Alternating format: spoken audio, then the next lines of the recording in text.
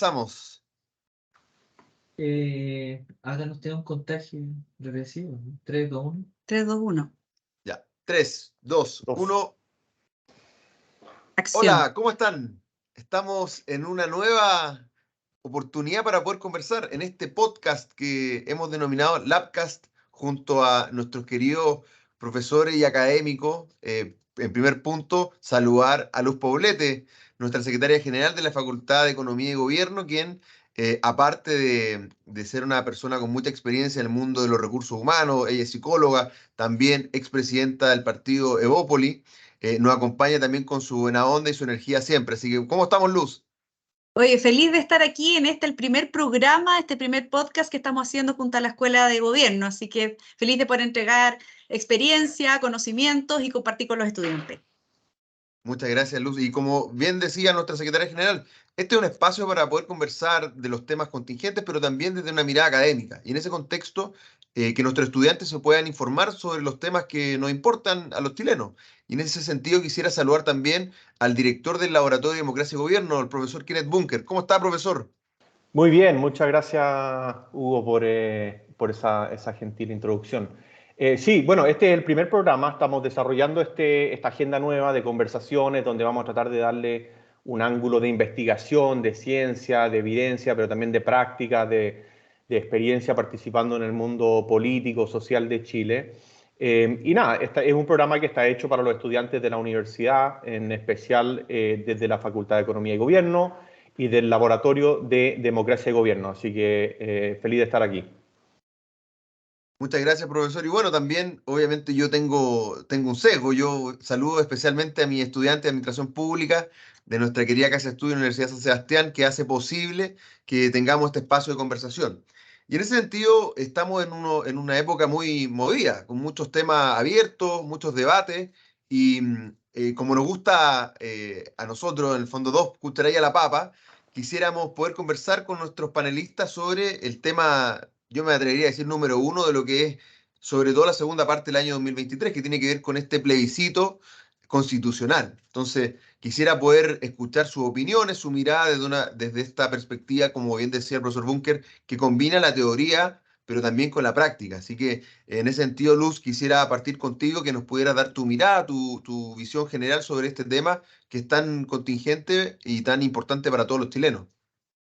Bueno, efectivamente, Hugo, recordarle a todos quienes nos están escuchando, especialmente a los estudiantes de nuestra Universidad San Sebastián y de la Facultad de Economía y Gobierno, de que este es un proceso que lleva varios años. Hay que recordar que durante el segundo gobierno de Michelle Bachelet, por poner alguna fecha como de inicio, comienza un poquito el debate respecto de revisar nuestra constitución vigente. Para algunos era revisarlo en profundidad, haciéndole reformas profundas, y con eso se desarrollaron los cabildos constitucionales de Michelle Bachelet, que llegó hasta el Congreso una propuesta de constitución. No era tanto una nueva constitución, pero sí de reformas estructurales a esa constitución. Luego de eso, y lo voy a pasar así porque obviamente tiene un análisis mucho más profundo, complejo, que aún no llega a sus propias conclusiones, hubo un llamado a todo esto en esas elecciones de esos años, hubo un llamado a marcar el voto. ¿Se acuerdan? Quienes ya han votado se darán cuenta que muchos de los votos iban marcados con ACE, Asamblea Constitucional, quienes querían una asamblea para poder hacer una nueva constitución. Luego de eso viene el estallido social y el 15 de noviembre del 2019 se firma el Acuerdo por la Paz y la nueva constitución, sabiendo que la constitución no es que resuelva los problemas y las demandas sociales, pero sí una salida institucional para bajar un poquito lo que era la intensidad de la demanda social en ese momento. Vamos a dejar de lado lo que es la violencia, pero sí en la salida institucional, y con eso comienza un proceso que termina con una elección abierta para los convencionales constitucionales y una propuesta que fue rechazada el 6 de septiembre del año pasado. Una propuesta que fue más bien maximalista, una propuesta que para los ojos de muchos, y especialmente de los electores, que el 62% lo rechaza, era más bien refundacional y tenía unas complejidades tremendas para poder implementarla. Quiero tratar de ser lo más objetiva posible, pero eso es un poco alguna de las razones por las cuales uno pueda pensar que se rechazó esa propuesta. ¿Qué hicieron las fuerzas políticas? Lejos de cerrar el tema, y a mí me tocó personalmente, porque era presidenta de Evolución Política, uno de los partidos de la coalición Chile Vamos, me tocó estar en la mesa que definió que este proceso continuara, que se le diera una segunda oportunidad, un segundo aire, la posibilidad de hacerlo mejor. Ya estaban las ganas para muchos en ese plebiscito de entrada del 80% de hacer una nueva constitución. ¿Por qué perderse esa posibilidad dado los errores y los excesos que cometió la primera convención? ¿Por qué no darse una segunda?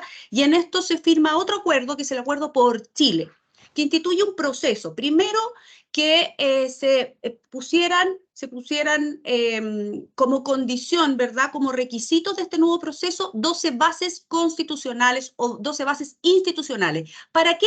Para no cometer los errores y excesos de la primera, que habían cosas de nuestra historia constitucional, de nuestra base democrática que no se tocaran.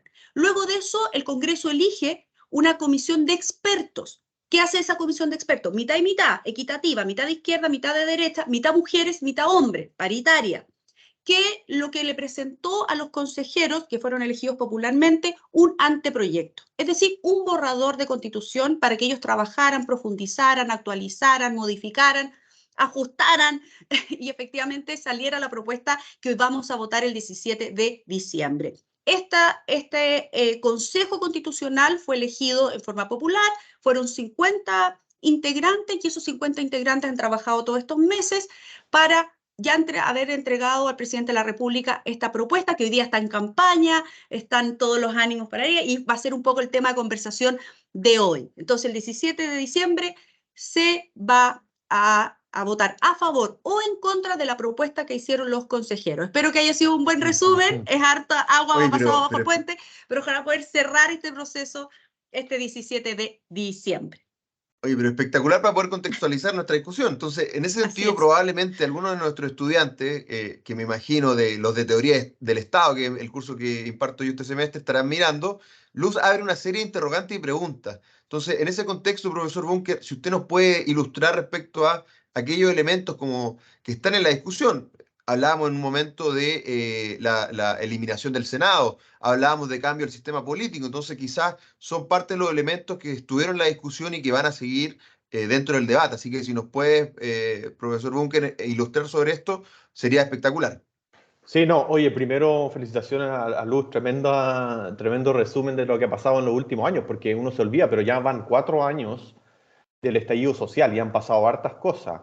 Y este es el tercer plebiscito, el que tenemos ahora, y ya es un poco difícil ver que hay cierto patrón, porque hay cierto elemento como de que es un poco errático los votantes, o al menos así parece, ¿no? Porque al principio, si es que uno sigue como ese resumen, dice, bueno, las personas querían una cosa y después no la quieren y después uno no entiende exactamente qué es lo que quieren. Entonces, esa es la idea, yo creo que de hablar hoy día, ¿no? De tratar de entender por qué, si es que en realidad quieren un cambio de constitución, si es que en realidad eso era el problema, o si es que no se va a resolver todo mediante un reemplazo. Pero desde mi perspectiva, digamos como de lo que yo estudio, de la ciencia política, a mí me parece lo más interesante de todo el motor del auto, ¿no? O sea, como esa caja que hace que todo funcione. Si es que eso no está funcionando bien, entonces nada de lo otro va a funcionar.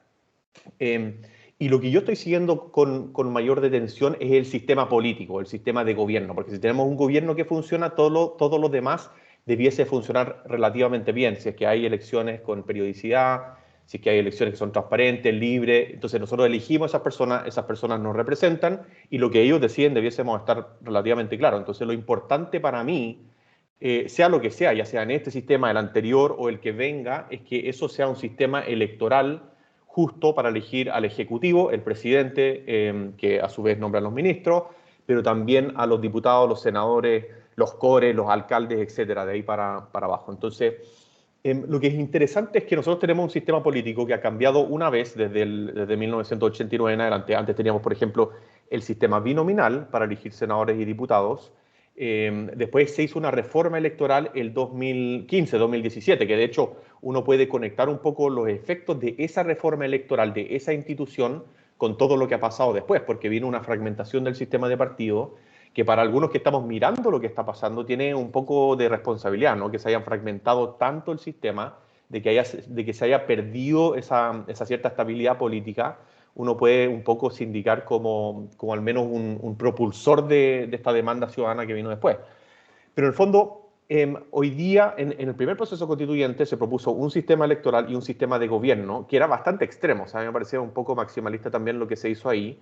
De hecho, se pretendía refundar todo en el sentido de por ejemplo, de tocar el Congreso, ¿no? Que siempre ha sido bicameral incluso desde la incepción.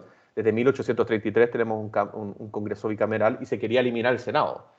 Se quería cambiar el sistema electoral, incrementar el número de escaños, llegar incluso hasta 200 o más diputados, y yo creo que eso se rechazó con justa razón. Entonces no era un sistema político que yo veo tan funcional, ¿no? O sea, ahí podemos conversarlo o no, pero yo creo que era un sistema que inducía a mayor fragmentación, entonces más partidos políticos, lo que a su vez induce a que haya más problemas de coordinación, más estancamiento legislativo, y que podía ser problemático. Ahora, esta Constitución propone un sistema político un poco distinto, o sea, yo creo que mantiene varias de las cosas que funcionan. Por ejemplo, mantiene el Senado, que el Senado me parece que es necesario. Si uno revisa incluso la evidencia internacional, los países latinoamericanos que tienden a tener un Senado funcionan un poco mejor, tienen mejores índices de democracia. Pero también hace una reforma del sistema electoral. Y esto es bastante importante. Yo sé que Hugo también estudió este tema. Pero el sistema electoral determina mediante incentivos, zanahorias o garotes, cómo se comportan los jugadores, ¿no? Entonces, este sistema electoral es bien particular en el sentido de que se hace cargo de un problema que es fundamental, que es la fragmentación. Tenemos demasiados partidos políticos que no representan a nadie. Y quizás los estudiantes han escuchado de los diputados del 0,1%, cosas así, ¿no? Entonces, no, si bien eso siempre va a ser un problema que viene asociado con la representación proporcional, sí se hace cargo en buena medida de estos partidos políticos que nacen sin muchas raíces, ¿no? Y que están en una elección y después desaparecen. Entonces yo creo que en general cuando uno mira la propuesta constitucional, este aspecto del sistema de gobierno es un sistema electoral que me parece bastante razonable en ese sentido. Buenísimo. Muchas gracias, profesor, porque la idea también es que este espacio nos sirva para que los estudiantes puedan ir nutriéndose de las discusiones que están sucediendo en nuestro país y también desde una mirada académica. Esto fue básicamente nuestro primer bloque. Este es el primer bloque de nuestro primer programa, así que a los auditores les pedimos ahí que gracias por tanto, por estar ahí, pero también vamos a ir mejorando y avanzando para hacer todo esto mucho más fluido. Entonces, en ese sentido, queridos panelistas, quisiera ya que empezáramos a conversar sobre otros de los temas que probablemente vienen de cajón a la conversación, que tiene que ver con el plebiscito que estamos ya a unos cuantos días ya de realizarse, a realizarse el 17 de diciembre. Entonces, en ese sentido, quisiéramos poder escuchar sus opiniones, sus miradas respecto a este proceso electoral, que a fin de cuentas, como adelantaban ustedes mismos, pone en tela de juicio quizás una nueva alternativa, un nuevo borrador de texto. Así que vamos a, quizás, para invertir el orden, partir con el profesor Bunker para darle ahí su tiempo ahí para responder. Profesor. Sí, a ver, lo que es interesante de esta elección que viene el 17 de diciembre, primero que nada hay dos opciones, ¿no? Como todo plebiscito tenemos los que votan a favor, los que votan en contra. En los dos plebiscitos pasados era apruebo-rechazo, ¿no? En la primera ganó el apruebo con cerca del 78%, creo, en la segunda ganó el rechazo. Y en esta elección tenemos el a favor y el en contra. El a favor obviamente es apoyar el texto constitucional que se está proponiendo, el en contra es rechazarlo.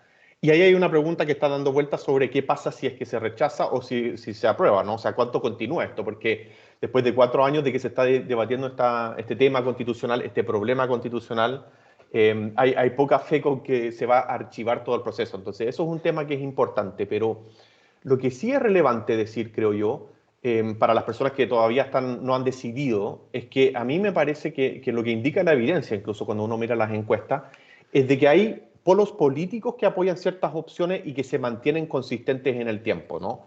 Entonces, en general, era un sector político el que apoyó el apruebo 2 veces y que hoy día está por el en contra, y otro sector político, el del frente, el que apoyaba el rechazo y que hoy día está a favor. Pero hay una porción importante del electorado que está en el medio, que se va moviendo, ¿no? De que permite que en una elección gane el apruebo y de que lee la evidencia y se cambia de bando. ¿Ya? Entonces, eso es muy importante porque En los últimos años nosotros hemos tenido votos voluntarios. Entonces ahí, cuando uno tiene votos voluntarios, lo que suele ocurrir es que se movilizan los polos. Ya la discusión para que las personas no vayan a votar es bastante fuerte y que voten solamente las personas que son un poco más políticamente motivadas. Pero cuando hay voto obligatorio tienen que votar esas personas que están, digamos, en las capas medias en todo sentido. Las capas medias en el sentido de que no quieren participar, que pueden estar un poco alienadas del proceso político, y que la verdad que tal vez no pueden estar tan informadas o que sienten que les da lo mismo, ¿no? Porque hay otras cosas que son más importantes.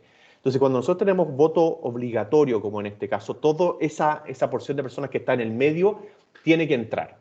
Y lo que vimos que ocurrió en el caso del plebiscito de salida es que cuando se hizo con voto obligatorio y entró esa masa, se votó por el rechazo, ¿no? O sea, leyeron el texto constitucional, terminaron votando por eso y votaron por el rechazo.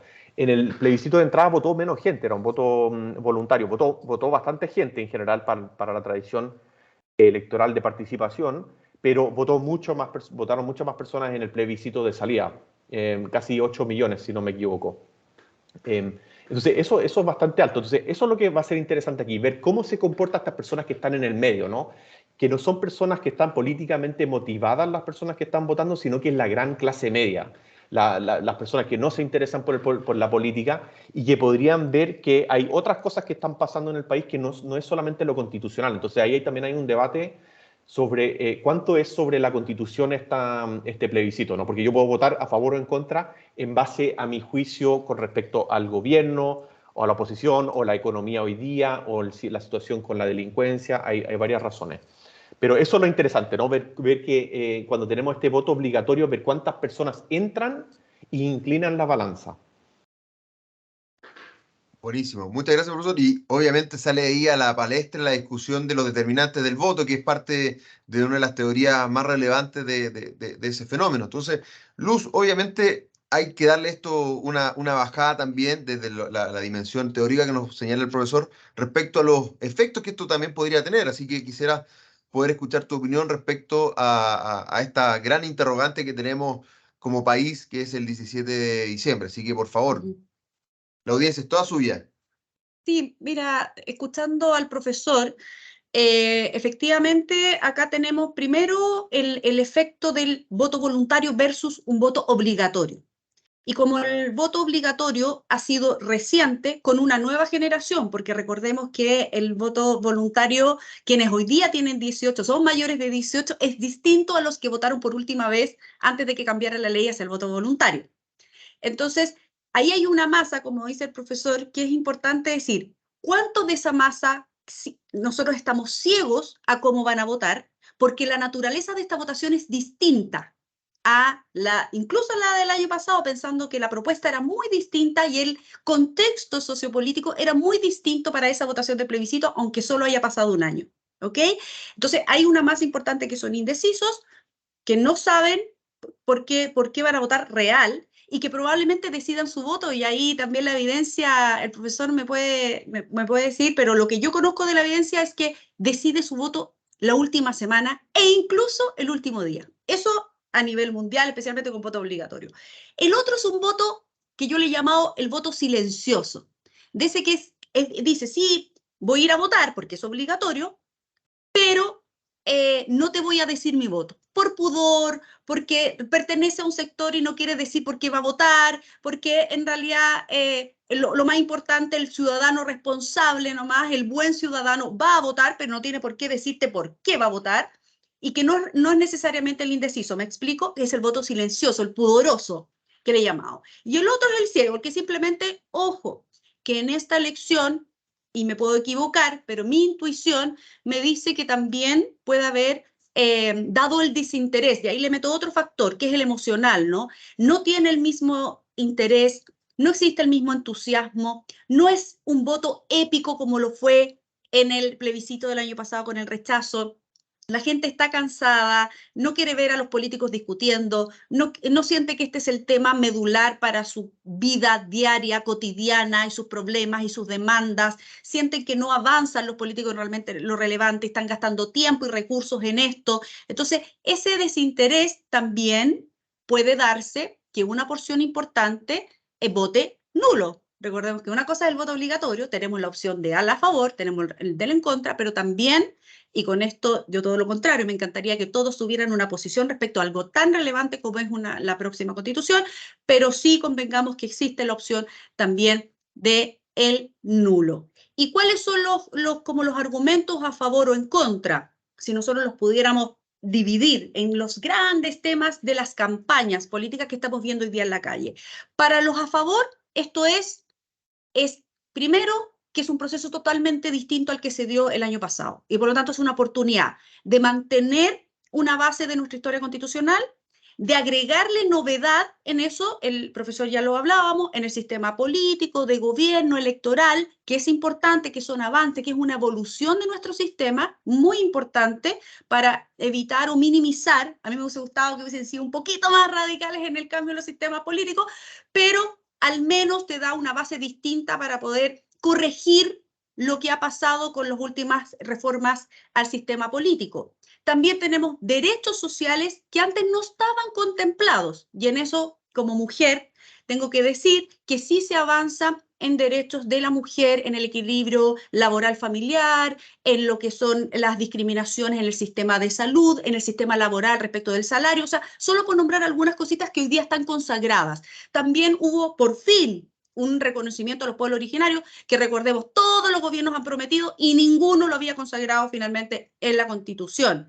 Y también nuestras libertades, la libertad en la elección de nuestro sistema de la administración de nuestros fondos, que además se consagra en la Constitución, que son individuales, que son propios, que no pueden ser expropiados y que van a ser heredados a las siguientes generaciones de nuestra propia familia, cosa que fue una de las banderas de lucha del primer plebiscito, en contra de la primera propuesta. También la libertad de elegir la educación, también la libertad de elegir nuestro sistema de salud. ¿Cómo por poner? Entonces, esas materias son las que hacen que un grupo importante hoy día esté por el a favor. Y lo otro más global es que para ese grupo, este es un cierre de un ciclo que lleva ya 4 años y que hoy día le daría mayor estabilidad al país, mayor certeza.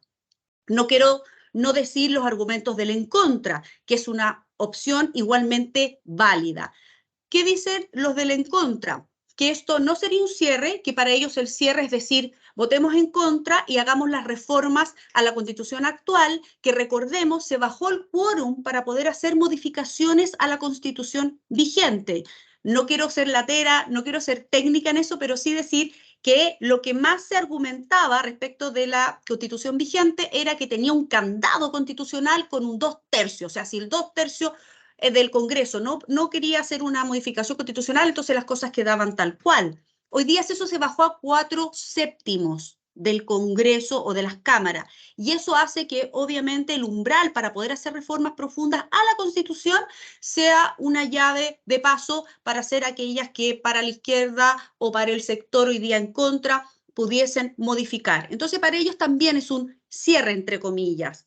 Han prometido también de que no habrá un nuevo proceso, un tercer proceso, hasta que no se vuelva a sentir en el ambiente las ganas de hacer una reforma estructural a nueva Constitución, porque recordemos que hay otro grupo que dice, oye, pero tratemos de retomar, no ahora, quizás en varios años, retomar el ánimo de una asamblea constitucional y volver como un poco a foja cero. Pero eso, y en términos de contenido, lo que ellos dicen en contra, que encuentran que esta Constitución ha sido construida solamente por un sector, a diferencia de la anterior que fue construida por la izquierda, ahora dicen que es por la derecha, especialmente por el Partido Republicano, que recordemos tiene la mayor cantidad de consejeros, tuvo la mayor cantidad de consejeros, entonces también encuentran que es partisana, que está solamente orientada a un sector y que por lo tanto es regresiva, que nos pasamos de un polo a otro y que esos contenidos no conversan para nada con el ánimo de transformaciones profundas y refundacionales que sí plantearon los convencionales el año pasado. No sé si ahí con eso Hugo, profesor, logra, y los auditores, nuestros estudiantes, logran percibir un poco por dónde van las campañas, pero lo más importante, estimado, es que la información, o sea, el voto del 17 de diciembre sea un voto libre e informado. Muchas gracias, Luz. Y obviamente también, no sé, no quiero meterme en las polémicas, pero hubo hace un par de días una declaración que hablaba de un cierre del proceso por hoy. Algo así creo que era, pero bueno. Ya concluyendo nuestro segundo bloque, quisiera también dar paso desde mi punto de vista, uno de los elementos más relevantes que tiene esta iniciativa, este podcast, albergado en la Facultad de Economía y Gobierno, empujado con muchas ganas por el Laboratorio de Democracia y Gobierno, dirigido por nuestro profesor Bunker, que tiene que ver con las preguntas de nuestros estudiantes. Obviamente, la idea de esto es que podamos generar sinergia, que podamos generar espacios de diálogo.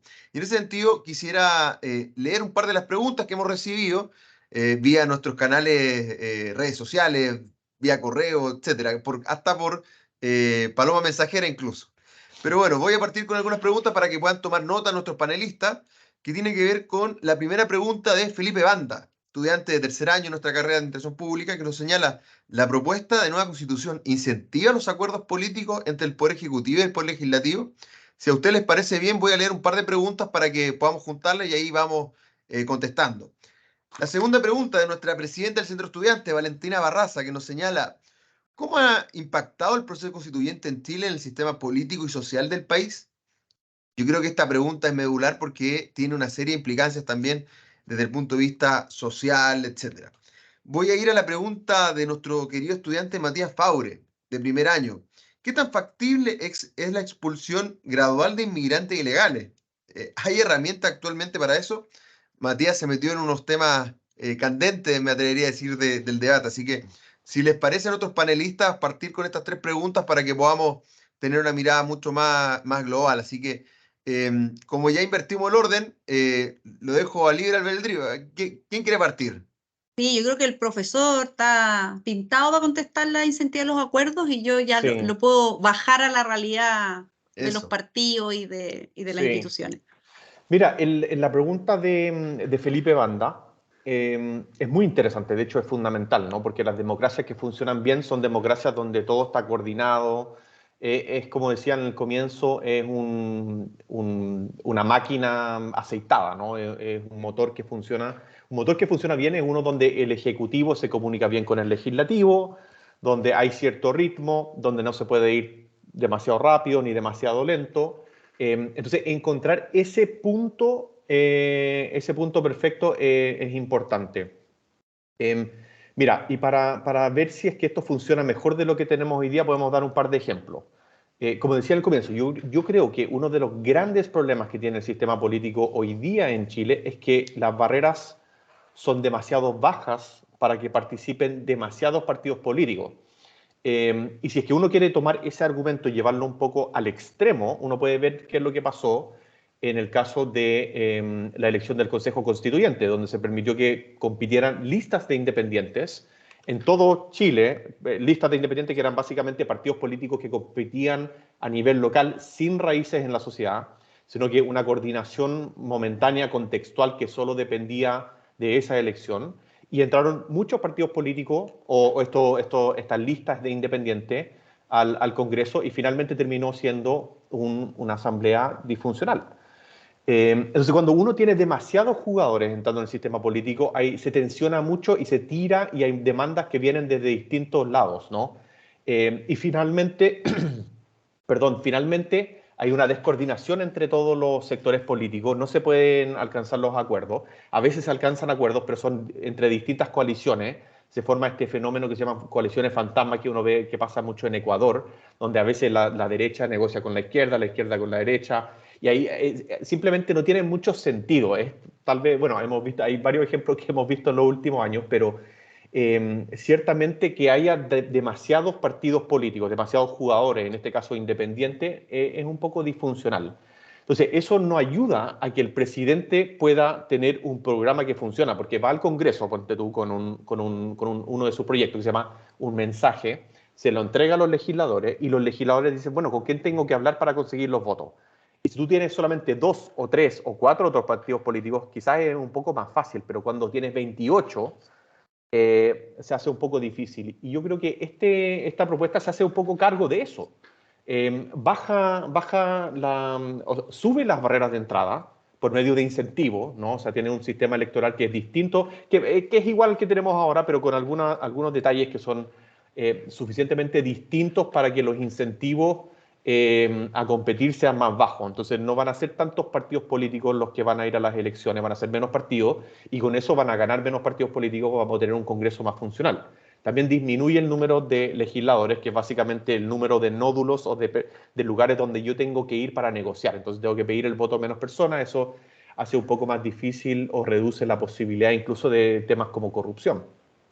Pero en el fondo yo creo que este sistema de gobierno, al reducir el número de partidos políticos, al restringir la entrada de distintos jugadores y al fortalecer los que ya están, y en especial premiar a los que tienen raíces en la sociedad, a los que tienen algún tipo de representación, facilita la coordinación. Entonces yo creo que en ese sentido es un proyecto que funciona, es un proyecto, es un sistema político, un sistema electoral que produce un sistema más coordinado a nivel de gobierno.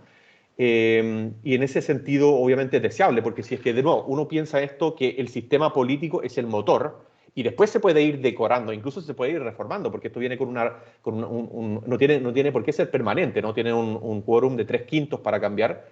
Entonces, eso se puede ir arreglando en el camino, pero es importante que lleguemos a algún sistema político que sea un poco más funcional, y yo creo que eso lo entrega, eso está bien hecho en esta Constitución, en esta propuesta. Buenísimo, muchas gracias, profesor Bunker. Doña Luz Poblete, la audiencia nuevamente es toda suya.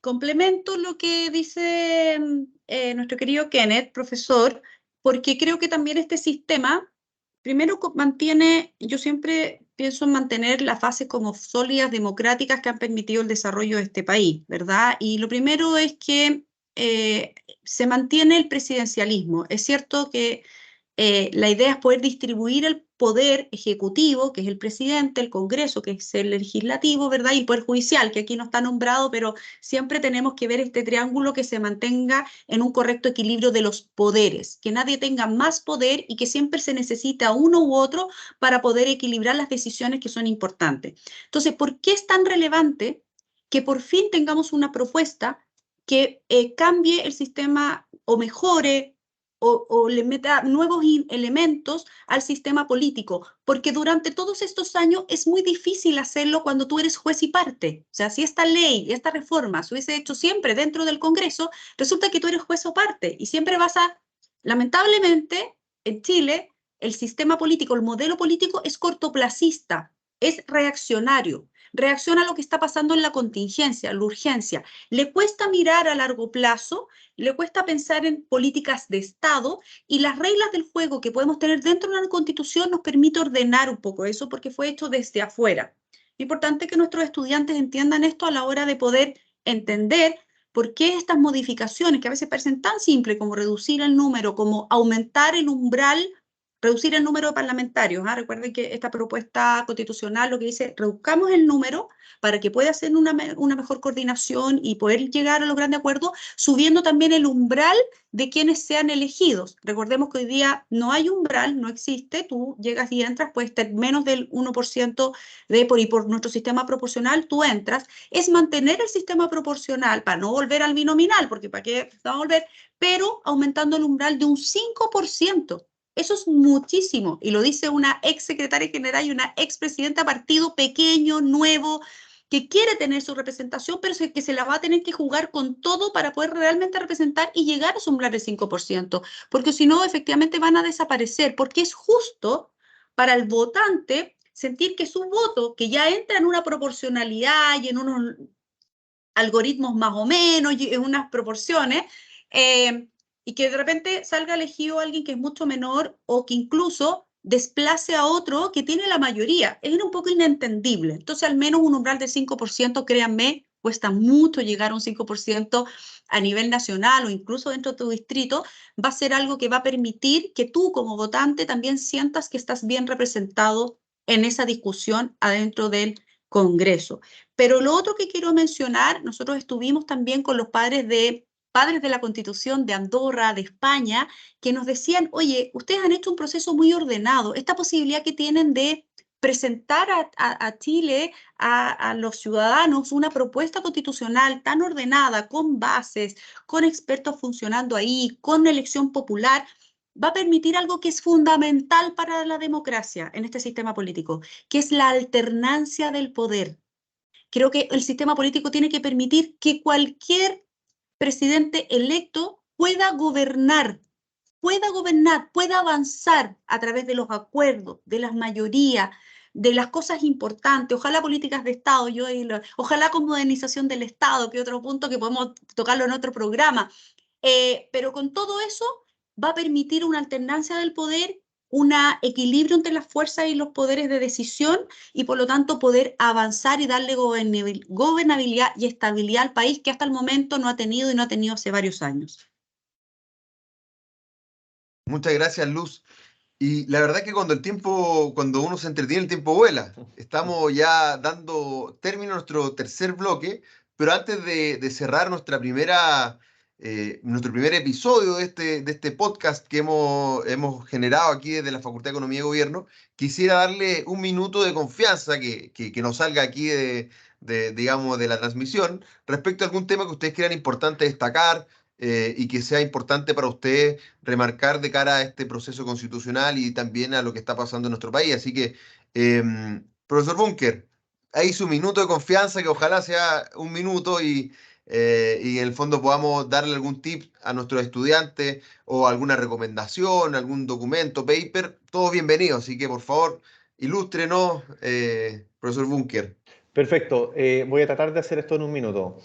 Y complementar también lo que decía Luz, porque es muy interesante, porque dentro del laboratorio de democracia y gobierno, nosotros estamos publicando estudios que vienen de la tradición de la ciencia política. Hay una rama de la ciencia política y otra de la administración pública, pero en el marco de este proceso constitucional, nosotros tenemos un documento que se puede descargar, va a estar el link en nuestras redes sociales, donde precisamente miramos cuáles son los efectos del sistema electoral que se propone dentro de esta propuesta constitucional.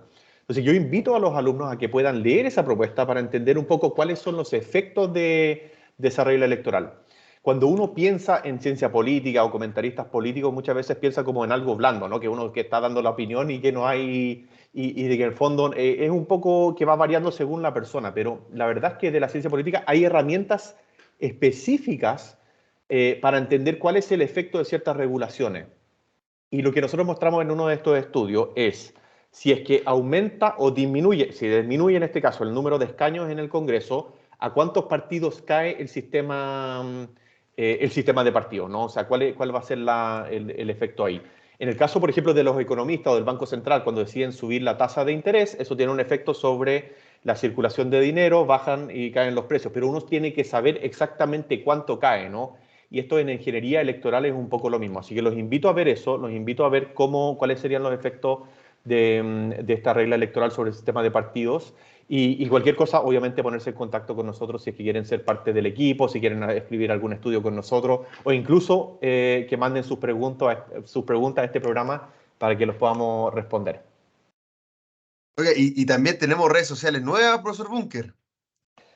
Usted las puede presentar ahí en las redes Así sociales. que ahí, para que se sepa, para que vayan enterando a nuestros auditores que vamos a tener toda nuestra plataforma disponible para que sigan en redes sociales, comenten y estén presentes en nuestra conversación.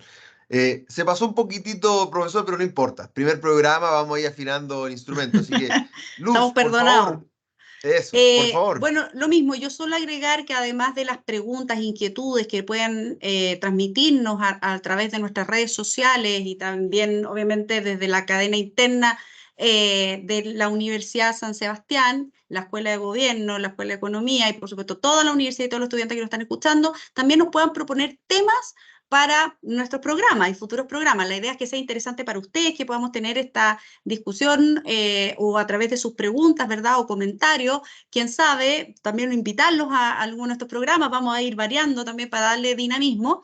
Pero a propósito de la responsabilidad cívica como ciudadanos que tenemos el próximo 17 de diciembre, decirles, por favor, a nuestros estudiantes que no les digo que se lean todo el texto, pero sí aquellos capítulos que a ustedes les parecen relevantes. Hoy día hemos hablado del sistema gobierno, el sistema electoral, el sistema político, pero hay muchísimos capítulos. Léanse los derechos, de cómo están plasmados los derechos de las mujeres, en el caso de las estudiantes aquí que nos estén mirando, pero también de los hombres.